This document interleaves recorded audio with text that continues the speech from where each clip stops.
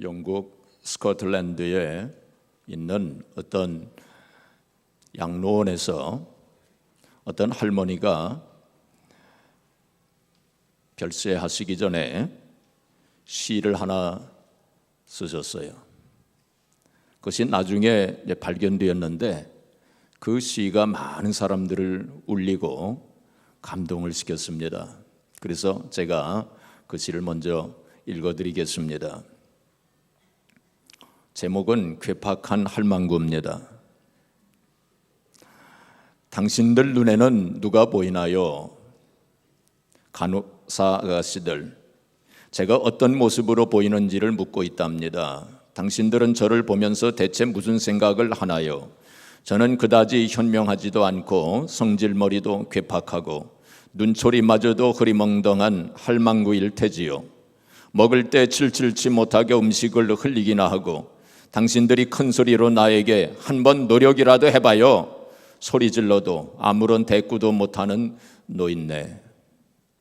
당신들의 보살핌에 감사할 줄도 모르는 것 같고 늘 양말 한 짝과 신발 한 짝을 잃어버리기만 하는 답답한 노인네. 그게 바로 당신들이 생각하는 나인가요? 그게 당신들 눈에 비춰지는 나인가요? 그렇다면 눈을 떠보세요. 그리고 제발 나를 한 번만 제대로 바라봐 주세요. 이렇게 여기 가만히 앉아서 분부대로 고분고분 음식을 씹어 넘기는 제가 과연 누구인가를 말해 줄게요. 저는 10살짜리 어린 소녀랍니다. 사랑스러운 엄마와 아빠 그리고 오빠, 언니, 동생들도 있지요. 저는 20살의 꽃다운 신부랍니다. 영원한 사랑을 맹세하면서 콩닥콩닥 가슴이 뛰고 있는 아름다운 신부랍니다. 그러던 제가 어느새 25이 되어 아이를 품에 안고 포근한 안식처와 보살핌을 주는 엄마가 되어 있답니다. 어느새 30이 되고 보니 아이들은 훌쩍 커버리고 제 품에만 안겨있지 않답니다. 40살이 되니 아이들이 다 자라 집을 떠났어요. 하지만 남편이 곁에 있어 아이들의 그리움으로 눈물로만 지새우지는 않는답니다. 50살이 되자 다시금 제 무릎 위에 아가들이 앉아 있네요. 사랑스러운 손주들과 나 행복한 할머니입니다. 암울한 날이 다가오고 있어요. 남편이 죽었거든요. 홀로 살아갈 미래가 두려움에 저를 떨게 하고 있네요. 제 아이들은 자신들의 아이들을 키우느라 정신들이 없답니다. 젊은 시절 내 자식들에 퍼부었던 그 사랑을 뚜렷이 난 기억하지요. 어느새 노파가 되어버렸네요. 세월은 참으로 잔인하네요. 노인을 바보로 만드니까요. 몸은 쇠약해가고 우아했던 기품과 정열은 저를 떠나버렸어요. 한때 힘차게 박동하던 내 심장자리에 이젠 돌덩이가 자리 잡았네요. 하지만 아세요? 제 늙어버린 몸뚱이 안에 아직도 16세 처녀가 살고 있음을, 그리고 이따금씩은 쪼그라든 제 심장이 쿵쿵대기도 한다는 것을, 젊은 날들의 기쁨을 기억해요. 젊은 날들의 아픔도 기억해요. 그리고 이젠 사랑도 삶도 다시 즐겨보고 싶어요. 지난 세월을 되돌아보니 너무나도 짧았고 너무나도 빨리 가버렸네요. 내가 꿈꾸며 맹세했던 영원한 것은 세상에 존재하지 않는다는 무서운 진리를 이젠 받아들여야 할 때가 온 것 같아요. 모두들 눈을 크게 떠보세요. 그리고 날 바라봐 주세요. 제가 괴팍한 할망구라뇨. 제발 제대로 한 번만 바라보아 주어요. 나의 참모습을 말이에요. 참 슬프고도 더 감동적인 그러한 시입니다.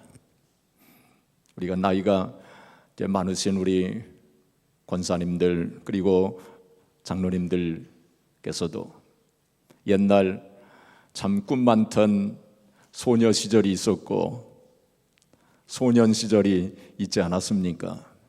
그런데 나이가 들면서 이제 슬픔이 더 많아지는 것 같아요. 그래서 한경직 목사님은 우리 얼굴에 있는 주름살은 눈물 자국이라고 그렇게 말씀을 했습니다. 이 세상에서는 참 위로받기가 참 힘든 것 같아요. 자, 그런데 우리 하나님 백성들은 다릅니다. 하나님 백성들은 위로받을 길이 있어요. 바로 성령님께서 우리를 위로하시기 때문입니다. 그래서 요한복음 14장 18절에 예수님께서 말씀하시기를 내가 너희를 고아와 같이 버려두지 아니하겠다. 내가 다시 오겠다 하고 이렇게 말씀을 하셨어요. 예수님께서 떠나시기 직전에 예수님께서 제자들에게 하신 말씀입니다. 그것은 예수님께서 다시 재림하시겠다고 하시는 말씀이 아닙니다.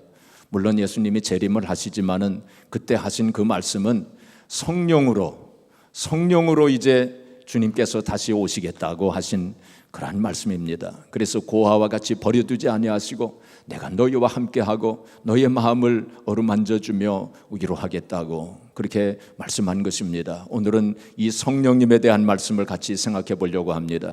지난 주일이 성령 강림절이었는데 유동현 선교사님이 말씀을 하셨기 때문에 제가 오늘 성령에 대한 말씀을 오늘 하게 된 것입니다. 오늘 본문 말씀 이제 7절에 보시면은 예수님께서 말씀을 하시기를 그러나 내가 너희에게 실상을 말하노니 내가 떠나가는 것이 너희에게 뭐라고 말씀하셨어요? 유익이라. 내가 떠나가는 것이 너희에게 유익이라. 주님께서 그 말씀을 하실 때 아마도 제자들은 그것이 이해가 안 되었을 것입니다. 그렇게 사랑하고 따르던 예수님이 우리를 떠나가시는 것이 우리에게 유익이라고? 그게 어떻게 우리에게 유익이 된단 말인가? 그것이 이해가 아마 안 되었을 것입니다. 그러나 예수님께서 그 말씀을 이제 하신 것은 예수님께서 이 세상에 육체로 계실 때에는 육체적인 제한과 그리고 공간적인 제한을 가지고 계셨어요. 그래서 예수님께서 베들레헴에 계실 때는 예루살렘에 계실 수가 없지 않았습니까? 예루살렘에 계실 때는 또 갈릴리에 계실 수가 없지 않았습니까? 그렇지만은 성령님은 그 육체적 공간적 제한을 초월하시는 분 아니십니까? 그래서 더 유익이다 하고 그 말씀을 하신 거죠. 그래서 요한복음 14장 12절에 예수님께서 말씀하시기를 나를 믿는 자는 나의 하는 일을 그도 할 것이요 그보다 더 큰 일도 하리니 이는 내가 아버지께로 감이니라 그렇게 말씀하셨어요. 예수님께서 아버지께로 감으로 말미암아 이제 성령님이 오시기 때문에 더 큰 일도 할 수 있게 될 것이다 하고 그 말씀을 이제 하신 것입니다. 그런데 예수님께서 오늘 본문 7절 말씀에 말씀하실 때 보혜사 성령님이라고 보혜사라고 그렇게 말씀을 하셨어요. 이 보혜사라고 하는 뜻은 성령님의 별명입니다. 별명. 헬라 말로는 파라클레토스라고 했습니다. 파라클레토스. 파라라고 하는 것은 옆이라고 하는 뜻이고 클레토스는 부름을 받은 자라고 하는 뜻입니다. 그래서 파라클레토스는 옆에 부름을 받은 자라고 하는 그런 뜻입니다. 파라클레토스. 한번 따라서 해보세요. 시작. 파라클레토스. 그게 성령님의 그 별명입니다. 별명. 그래서 이제 그 옛날에는 이 법정이나 혹은 전장터에 돕기 위해서 옆에 있는 사람을 가리켜서 파라클레토스 그렇게 부른 것입니다. 바로 성령님의 그 사역과 성격을 아주 정확하게 표현한 그러한 단어라고 그렇게 볼 수 있습니다. 또 요한복음 14장 16절에 말씀하시기를 예수님께서 내가 또 다른 보혜사를 너에게 보내주겠다. 또 다른 보혜사를 보내주겠다. 그렇게 말씀을 하셨어요. 이 다르다, 다른 것. 우리말로는 그냥 다르다. 그렇게 말하는데 헬라 말로는 두 가지 단어가 있습니다. 영어로 말한다면은 이제 other 그리고 another. 아더와 아나더 우리말로는 다른 것이라고 그렇게 다 할 수 있는데 그 뜻이 좀 다르죠. 아더라고 하는 건 different 다른 것을 말하죠. 아나더는 종류가 같은 것 중에 다른 것을 말합니다. 선물을 사기 위해서 상점에 들어가지고 볼펜을 하나 골라가지고 이렇게 보다가 다른 것 좀 보여주세요. 그랬을 때 이 다른 것은 두 가지 의미를 가지게 됩니다. 첫 번째는 다른 것, 이 볼펜, 지금 이 볼펜과 다른 것, 그러니까 만년필이라든지 혹은 책이라든지 그 다른 것을 보여주세요. 그런 different라고 하는 의미를 가질 수 있어요. 그러나 또 다른 걸 보여주세요. 그러면 이 볼펜과 이 똑같은 종류지만은 다른 것을 또 보여달라. 그렇게도 말할 수 있지 않겠습니까? 그런데 예수님께서 또 다른 보혜사라고 말씀하실 때는 바로 종류는 같되 다른 것, 또 다른 보혜사. 그러니까 그게 무슨 뜻이냐면은 예수님도 보혜사라는 거예요. 예수님도 보혜사고 성령님도 보혜사고, 그래서 또 다른 보혜사를 내가 보내주겠다 하고 그렇게 말씀을 하신 거예요. 그게 성령님께서 하시는 일은 바로 예수님께서 하시던 일을 그대로 따라서 이제 하시는 것이다 라고 이렇게 볼 수 있습니다. 오늘 바로 보혜사 이 단어가 가지는 그 의미에서 성령의 사역을 세 가지를 생각을 해보도록 하겠습니다. 첫 번째로 이 보혜사 성령님은 대언자 그리고 변호자의 사역을 하시는 분입니다. 성령님은 무슨 사역을 하세요? 대언자 그리고 변호자의 사역을 하세요. 영어로는 advocate입니다. 그래서 우리를 변호해 주시는 분이십니다. 당시에는 변호사가 지금과 같이 돈을 받고 이렇게 변호를 해주는 것이 아니고 친구가 무료로 법정에서 변호를 해주었다 합니다. 그 마찬가지로 성령님께서도 우리를 그와 같이 변호해 주신다는 거예요. 예수님도 우리를 변호해 주시죠. 요한복음 8장에 보시면은 현장에서 간음하다가 붙잡혀온 여인의 이야기가 나오지 않습니까? 그때에 이 바리새인 서기관들이 그 여인을 끌고 와서 예수님 앞에 끌고 왔어요. 그러한 여인은 율법에 의하면 돌로 쳐서 죽이도록 그렇게 되어 있습니다. 그때 예수님께서 나서서 변호해 주시지 않습니까? 그때 예수님께서 말씀하시기를 너희 중에 누구든지 죄 없는 자가 먼저 돌로 치라 하고 그렇게 말씀을 하시지 않습니까? 그자 양심의 가책을 받고 그 사람들이 다 돌을 이제 땅에다 놓고서는 다 떠나지 않습니까? 바로 예수님께서 그 여인을 변호해 주신 거예요. 마찬가지로 성령님께서 보혜사 성령님께서 우리를 그렇게 변호해 주신다는 것입니다. 마귀 사탄은 끊임없이 우리를 정죄합니다. 너는 죄인이다. 너는 죄인이다. 하고 그렇게 정죄합니다. 그때에 성령님께서 우리를 변호하시기를 이 사람은 예수 그리스도를 믿는 사람이다. 이 사람은 예수 그리스도의 보혈로 죄사함을 받은 사람이다. 하고 그렇게 우리를 변호해 주시는 것입니다. 또한 우리가 하늘에 올라갔을 때 하나님 앞에서 성령님께서 우리를 변호해 주실 거예요. 우리가 이 세상 살아가면서 또 신앙생활 하면서 이 보혜사 성령님의 그 변호자로서의 그 사역 가운데 우리가 죄사함을 확신하고 그리고 구원의 확신을 가지고 신앙생활을 하시기를 주님의 이름으로 축복합니다. 그 다음에 두 번째로 이 보혜사 성령님의 두 번째 사역은 위로자의 사역입니다. 어떤 사역이에요? 위로자의 사역입니다. 위로하시는 분이십니다. 그래서 영어로 말하면 컴포터입니다. 컴포터, 위로자입니다. 근데 컴포터라고 하는 단어를 영어 사전에서 이렇게 찾아보시면은 위로자 그렇게 돼 있지만은 또 다른 의미가 무슨 의미가 있냐면 푹신한 이불 이렇게 되어 있어요. 그래서 성령님께서는 그렇게 푹신한 이불 같이 우리를 그렇게 위로해 주시고 감싸 주시고 위로해 주시는 분이 바로 성령님이시라는 것입니다. 우리가 이 세상 살아가면서 얼마나 참 고통과 슬픔과 눈물이 있습니까? 또 아픔과 상처가 있습니까? 그럴 때에 성령님께서 푹신한 이불처럼 우리를 감싸주시고 우리를 위로해 주시고 또 우리를 치료해 주시는 분이 바로 성령님이십니다. 스펄전 목사님이 이렇게 말씀했습니다.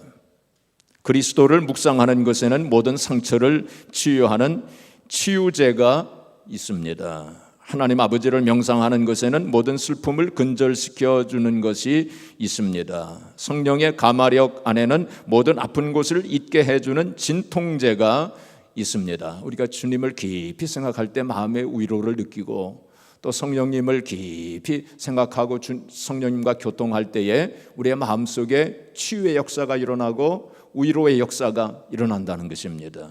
여러분의 슬픔을 잊고자 합니까? 여러분의 염려를 잊고 싶습니까? 그렇다면 신성의 깊고 깊은 바다, 하나님을 보는 깊고 깊은 바다에 잠겨 보십시오.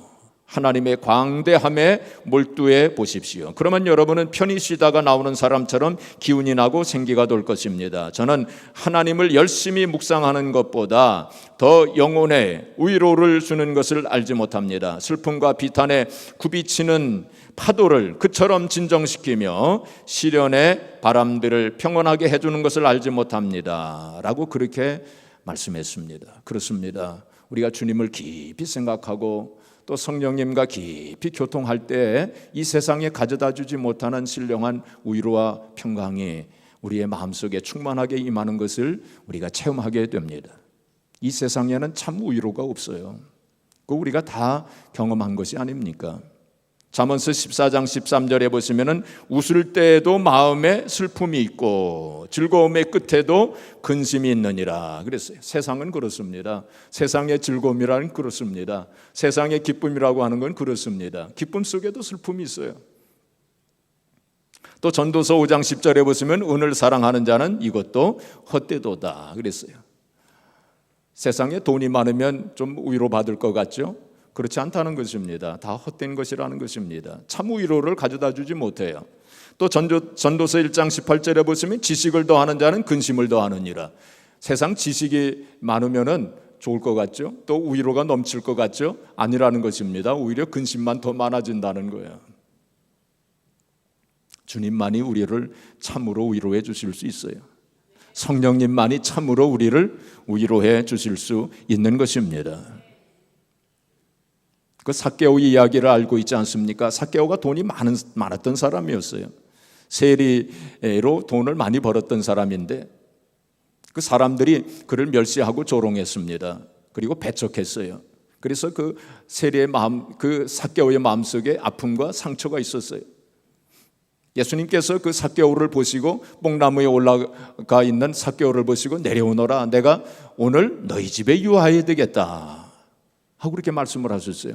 그리고 삭개오의 집에 가셔서 그 마음을 위로해 주신 것입니다. 그 마음을 치료해 주신 거예요. 미국에 이런 이야기가 있었다고 합니다. 이런 일이 있었다고 합니다. 어떤 병원에서 임종을 앞둔 할아버지 한 분이 계셨어요. 이분이 이제 임종을 앞둔 상황 속에서 강한 진통제가 투여됐기 때문에 이제 뭐 정신도 오락가락하고 사람도 잘 알아보지 못하는 그러한 상황에 있었습니다. 근데 간호사 한 사람이 그 할아버지 귀에다가 대고서는 할아버지 기다리던 아드님이 오셨어요 하고 큰 소리를 쳤습니다. 그리고 그때 문이 열리면서 해병대 복장을 한 건장한 청년이 들어왔습니다. 그리고는 그 청년이 그 할아버지의 손을 꼭 붙잡았습니다. 그 할아버지는 살며시 눈을 이렇게 뜨면서 그 청년을 바라보았습니다. 알아보는지 못 알아보는지. 그 청년은 그 할아버지의 손을 꼭 잡아들였습니다. 그 할아버지의 얼굴에 엷은 미소가 번져갔습니다. 그렇게 시간을 흘렀습니다. 계속해서 그 청년은 그 할아버지의 손을 꼭 붙잡고 있었습니다. 의사와 간호사가 왔다 갔다 하면서 그 할아버지를 체크를 이제 했습니다. 그리고 밤이 깊어가자 간호사 한 사람이 그 청년에게 말하기를 밤이 깊었는데 좀 눈이라도 좀 붙이시지요 라고 그렇게 말했을 때 그 청년은 제가 계속 여기 앉아 있겠습니다 라고 말했습니다. 그 그리고 계속 그 청년은 자리를 뜨지 아니하고 그 할아버지의 손을 꼭 붙잡아 드렸습니다. 그리고 결국 그 할아버지는 새벽녘에 이제 별세하셨습니다. 간호사가 들어와서 산소호흡기를 떼고 그리고 주사 바늘들을 다 뺄 때에 그 청년이 그 간호사에게 말하기를 이 할아버지는 누구십니까? 하고 물었어요. 그 간호사가 깜짝 놀라면서 아니 당신은 이 할아버지의 아들이 아니십니까? 이 할아버지가 당신의 아버지가 아니셨습니까? 그때 청년이 대답하기를 아닙니다. 제가 전화를 받고 급히 병원에 와서 이 문을 열었을 때 여기에 누워 계시던 할아버지는 저희 아버지가 아니라고 하는 사실을 알았습니다. 그런데 이 할아버지의 눈빛 속에서 고독과 슬픔의 그 눈빛을 보았습니다. 저는 떠날 수가 없었습니다. 그리고 저는 할아버지의 아들이 아니에요 라고 말할 수가 없었습니다. 그래서 저는 할아버지의 그 손을 꼭 붙잡고 있었습니다. 그 청년은 알지 못하는 할아버지를 위로하기 위해서 그 자리를 지켰던 것입니다. 그러나 성령님은, 보혜사 성령님은 바로 우리를 얼마나 잘 아십니까? 우리의 마음과 그 우리의 아픔과 상처를 다 아시는 분이 아닙니까? 그 보혜사 성령님께서 우리와 함께 하시는 거예요. 우리가 특별히 어렵고 또 고통과 고난이 있을 때, 슬픔이 있을 때 보혜사 성령님은 바로 우리 곁에 앉아 계시고 우리의 손을 꼭 붙잡아 주시고 우리의 마음을 어루만져 주시고 위로하시는 것입니다. 사랑하는 성도 여러분, 우리가 인생길을 걸어갈 때, 고난의 길을 걸어갈 때, 혹은 슬픔의 골짜기, 눈물의 골짜기를 지나갈 때, 여러분 보혜사 성령님께서, 파라클레토스의 그 성령님께서 여러분과 함께 하심을 꼭 믿으시기 바랍니다. 그리고 그 성령님의 위로를 늘 경험하면서 사시기를 주님의 이름으로 축복합니다. 세 번째로, 마지막으로 성령님은 바로 돕는 자의 사역을 하시는 분이세요. 헬퍼의 사역을 하시는 분이십니다. 로마서 8장 26절에 보시면은 성령께서도 우리의 연약함을 어떻게 하신다고요? 도우시나니 그랬습니다. 성령께서도 우리의 연약함을 도우신다. 바로 보혜사 성령님은 우리를 도우시는 그러한 분이십니다. 여러분, 우리가 인생을 살면서 우리가 할 수 없는 일들이 얼마나 참 많습니까? 도저히 우리의 힘과 능력으로는 할 수 없는 일들이 너무나도 많지 않습니까? 그때 성령님께서 우리를 도와주신다는 거예요.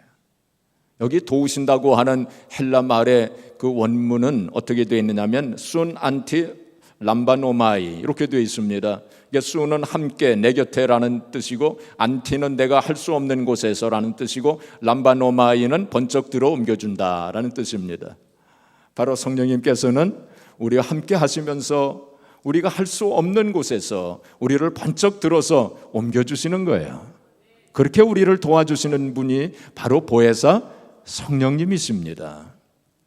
여러분, 우리가 가끔 신문에 이렇게 보게 되면은 이 등반하는 사람들, 산을 등반하는 사람들이 있지 않습니까? 이 등반대원들이 이 히말라야 그 높은 세계에서 가장 높은 산들을 정복했다고 해가지고 신문에 나오고 태극기 들고 이렇게 사진도 찍고 이제 그런 거 가끔 나오지 않습니까? 자, 그런데 여러분, 그 등반대원들이 참으로 힘든 일을 한 거 아닙니까?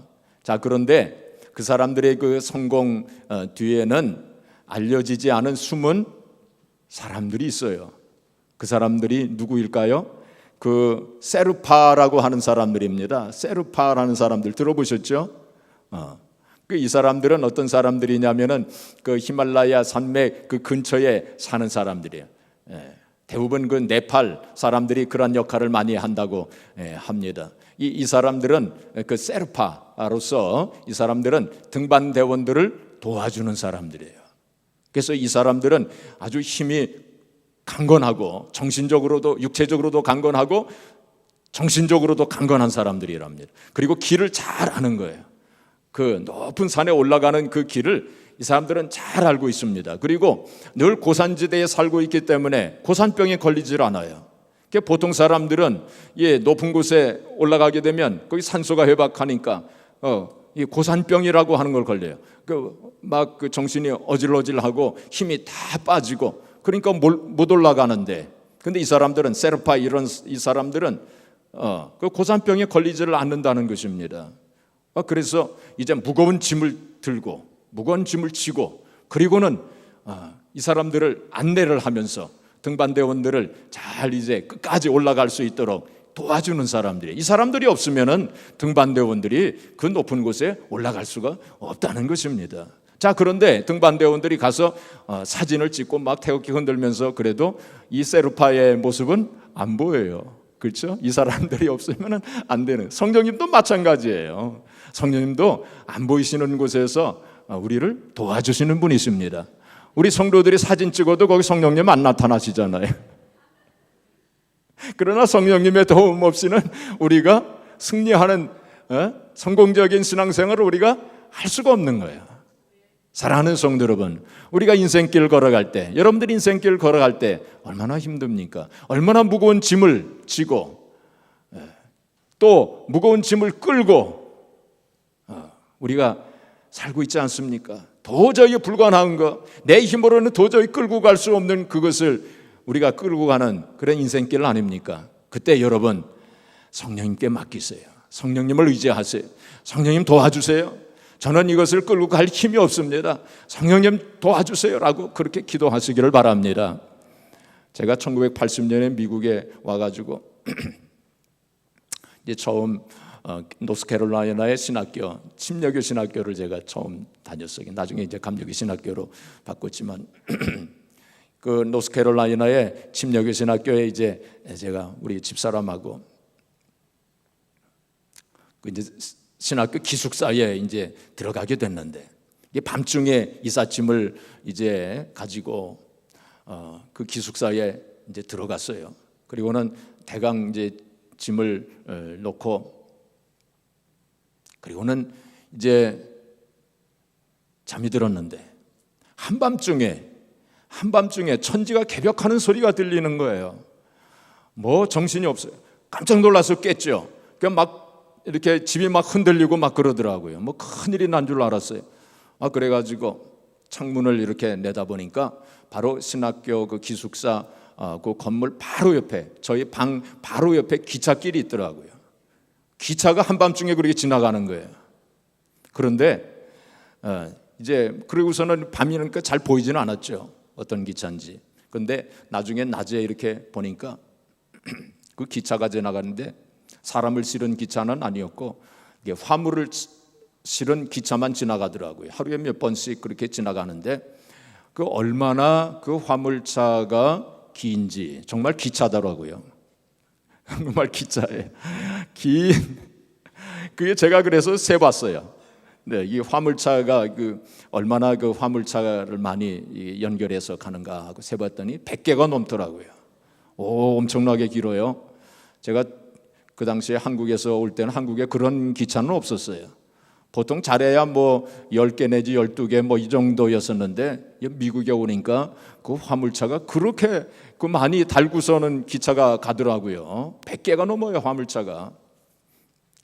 어떻게 이렇게 그 무거운 화물을 실은 그 화물차 100개를 어떻게 끌고 가는가, 어떤 힘으로 끌고 가는가 봤더니 기관차가 말이죠, 하나가 아니에요. 앞에 이제 있는 기관차가 3개더라고요. 그 기관차 3개가 그렇게 끌고 가더라고요. 여러분들도 아마 와서 보셨을 거예요. 그러니까 그 힘으로 그 무거운 화물을 끌고 가는 거 아닙니까? 자, 그런데 성령님은 어떤 분이십니까? 그 기관차 3개 그 비교할 바가 아니죠. 그렇죠? 기관차 1000대 만대의 능력을 가지신 줄 믿으시기 바랍니다. 얼마든지 우리의 무거운 짐을, 우리 인생의 짐을, 삶의 짐을 얼마든지 성령님은 끌고 가실 수 있는 그런 분이셔요. 그분에게 맡겨드리세요. 그분에게 도움을 요청하시기 바랍니다. 특별히 성령님은 기도할 때 도와주시겠다고 약속하신 분이에요. 아까 제가 인용한 말씀 로마서 8장 26절에 성령께서도 우리의 연약함을 도우시나니 우리가 빌바를 알지 못하나 성령께서 말할 수 없는 탄식으로 우리를 위하여서 친히 간구하시느니라, 그렇게 말씀을 했어요. 그래서 기도할 때 도와주시는 분이세요. 기도할 때. 왜 성령님께서 기도할 때 도와주실까요? 기도를 통해서 문제가 해결되는 것을 성령님 아시기 때문에, 기도가 중요하다고 하는 걸 아시기 때문에, 그래서 성령님께서 기도할 때 특별히 도와주세요. 사랑하는 성도 여러분, 여러분들의 기도 생활은 지금 어떻습니까? 한번 기도 생활을 한번 생각을 해보세요. 여러분 혹시 기도의 힘을 잃어버리시지 않으셨어요? 기도를 잃어버렸다면 여러분들은 모든 것을 잃어버린 사람들입니다. 여러분, 우리가 신앙생활을 하면서 기도의 힘을 잃어버렸다면 우리가 믿지 않는 사람들과 다를 게 뭐가 있겠습니까? 하나님의 도우심, 성령님의 도우심을 우리가 받고 살지 못한다면 우리가 불신자들과 뭐가 다를 게 뭐가 있겠어요? 그래서 기도의 생활, 나의 기도의 생활은 바로 우리의 신앙생활의 바로미터입니다. 내가 지금 신앙생활을 어떻게 하고 있는가, 바로 나의 기도의 삶을 살펴보면 알 수 있어요. 그래서 기도의 힘을 회복해야 돼요. 바로 성령께서는 바로 우리의 기도를 도와주시는 분이십니다. 여러분, 인생이 아무리 힘들고 고난이 겹친다 할지라도 기도의 힘이 있는 사람은 소망이 있는 사람이에요. 여러분, 그래서 기도의 힘을 회복하시고, 여러분, 기도가 어떤 때는 잘 안 될 때가 있어요. 어떤 때는 참 기도할 때 답답한 마음이 들어오기만 하고 기도가 안 될 때 있어요. 그럴 때 어떻게 하면 됩니까? 성령님께 도움을 요청하세요. 성령님은 기도할 때 우리를 위해서 탄식하시면서 친히 간구해 주신다고 그랬었습니다. 그러니까 성령님 도와주세요. 기도가 잘 안 됩니다. 답답하기만 합니다. 성령님 도와주세요. 저의 기도를 도와주세요 하면서 그렇게 요청을 하시기를 바랍니다. 탄식하신다고요. 성령님은 탄식하시면서 우리를 위해서 친히 간구해 주신다고 그러셨어요. 여러분, 기도하는 사람들 이렇게 얼굴을 한번 보세요. 기도하는 사람들 얼굴 이렇게 보시면은 싱글벙글 웃으면서 기도하시는 분 보셨어요? 별로 없을 거예요. 물론 하나님 앞에 찬양과 영광과 감사를 드릴 때는 우리 얼굴에 좀 이렇게 웃음이 있을 수 있지만은 대부분 기도하시는 분들 이렇게 얼굴 보시면 찡그리면서 기도하는 것을 보게 돼요. 왜 그럴까요? 그 안에서 성령께서 탄식을 하시기 때문에. 우리가 기도할 때 탄식하는 기도가 많아요. 사실은 성령님께서 우리와 함께 우리 속에서 탄식하시는 거예요. 또 우리도 함께 탄식하면서 우리가 하나님 앞에 기도하는 것입니다. 그러할 때에 탄식이 변하여 기쁨이 되는 것입니다. 슬픔이 변하여 기쁨이 되는 것입니다. 절망이 변해서 소망이 되는 것입니다. 바로 거기에 기도의 능력이 있는 거예요. 여러분, 기도의 힘을 회복하시기를 바랍니다. 보혜사 성령님은 바로 우리를 도와주시는 분이세요. 스가랴서 4장 6절에 이는 힘으로 되지 않고 운동으로 되지 않고 오직 나의 영으로 되느니라. 성령으로 된다고 그랬어요. 우리의 힘과 우리의 능력으로 안 돼. 할 수 없는 일들이 너무나도 많아요. 그러나 성령의 능력으로 할 수 있다는 거예요. 그래서 성령의 능력을 늘 의지하시고 또 간구하시고 성령님의 도우심을 요청하세요. 스펄전 목사님은 말씀하기를 성도가 이 세상에서 성령의 불을 경험하지 못하면 하늘에 가면 뜨거운 지옥불을 경험하게 될 것이다 라고 그렇게 얘기했어요. 제가 생각할 때는 좀 극단적인, 좀 지나친 말씀 같기는 하지만 그렇지만 성령의 사역을 강조해서 하신 말씀이라고 우리가 이해하면 될 것입니다. 사랑하는 성도 여러분, 성령 강림의 절기를 맞이해서 여러분 늘 성령님을 환영하고 인정하고 모셔드리고 의지하세요. 그리고 교통하시고 대화하시고 그리고 늘 성령으로 충만하게 되어서 성령님의 대언의 사역 그리고 또 변호의 그 사역을 체험함으로 늘 죄사함의 확신과 구원의 확신 가운데 우리가 살고 또 성령님의 위로의 사역을 늘 체험하시고 성령님의 도우심의 그 사역을 늘 체험함으로 승리하는 성도가 되어지고 참으로 하나님 앞에 영광 돌리는 저와 여러분들이 되어지고 또한 우리 아스토리아 한인교회가 되어서 영적으로 잠자고 있는 이 시대를 깨우는 우리 아스토리아 한인교회가 되어지기를 주님의 이름으로 축복합니다.